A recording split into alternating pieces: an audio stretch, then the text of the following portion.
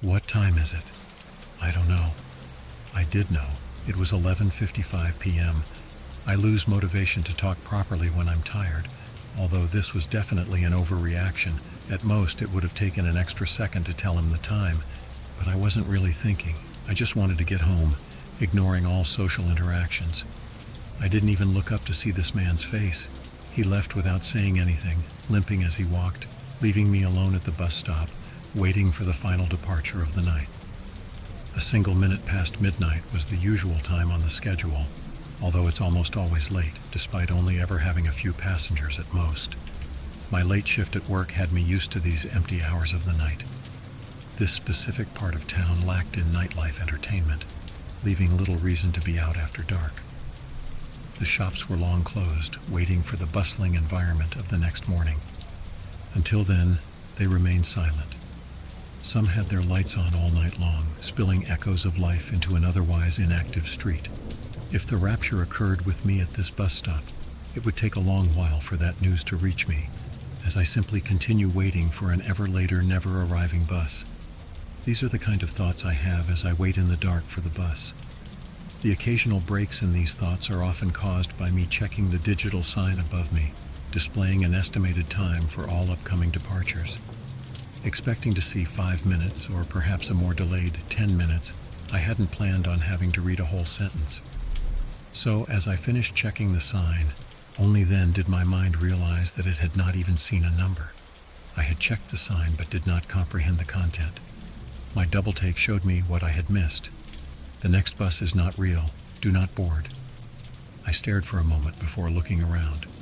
What I expected to see, I do not know. Perhaps some pranksters giggling at their work, or more sinisterly a shadowy figure looming over to guide this paranormal event. Nothing. I saw nothing. The same street I had become familiar with had nothing new. It remained empty, with me as its only sign of life. So I waited. It was 11:59 p.m. by this point, so only 2 more minutes remained.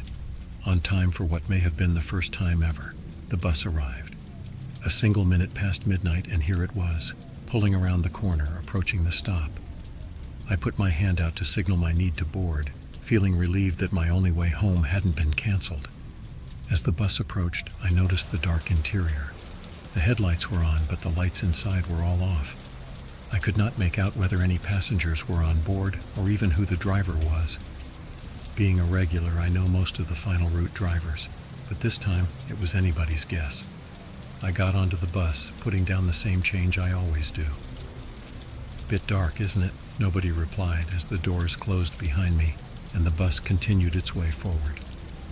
I smiled awkwardly, despite knowing that the driver could not see me, and found a seat.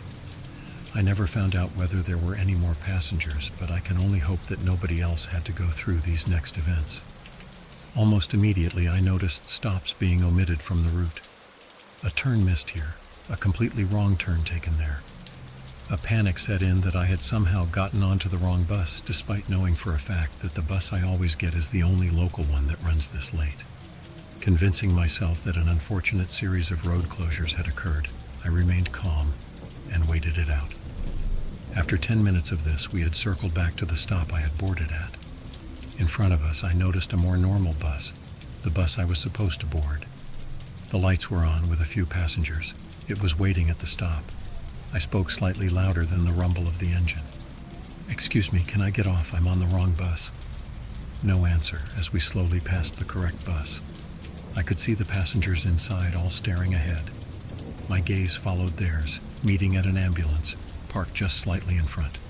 A small group of paramedics knelt down in the beam of the bus's headlights, surrounding a body on the floor.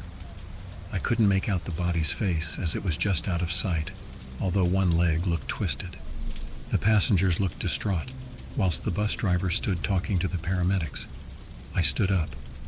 "I need to leave at the next stop." As I spoke, I pressed the bell, and the only sign of any internal lights lit up at the front of the bus, stopping. The sign then immediately turned off.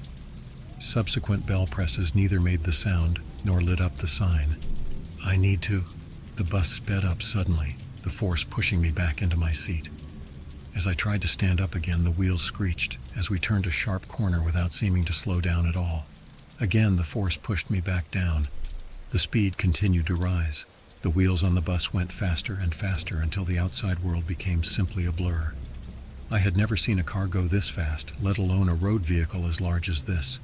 I thought for sure that I was going to die right there. "What are you doing?" I found myself yelling out amid the panic. The driver, for the first and last time, spoke. "I don't know." My mind raced almost as fast as my body was being thrown about. The world beyond the windows soon morphed into a void of black, although the effects of our speed were still evident on my body, as the velocity pushed me in all directions. It felt as though we had somehow gotten even faster, although this may have been the darkness forbidding my eyes of any reference for our true speed. We came to a sudden stop as I fell forward. The fall was violent, but still not as bad as you'd expect for a speed change of that magnitude. My nose hit the floor, causing a great deal of pain. I stood up, holding my face, trying to regain my balance. As the dizziness subsided, I began to notice where I was. We were outside my home. The bus stop I get off at is a 5-minute walk from here. Yet here we were, directly outside my house. The doors gently opened. Despite my desire to leave as fast as possible, I found myself walking to the front of the bus. As I reached the door, I stopped. Turning around slowly to face the still shrouded in darkness bus driver, I spoke what I always do. "Thank you." I stepped onto the pavement outside as the doors closed behind me, followed by the bus driving forward into the darkness. I looked down at my watch. A minute past midnight.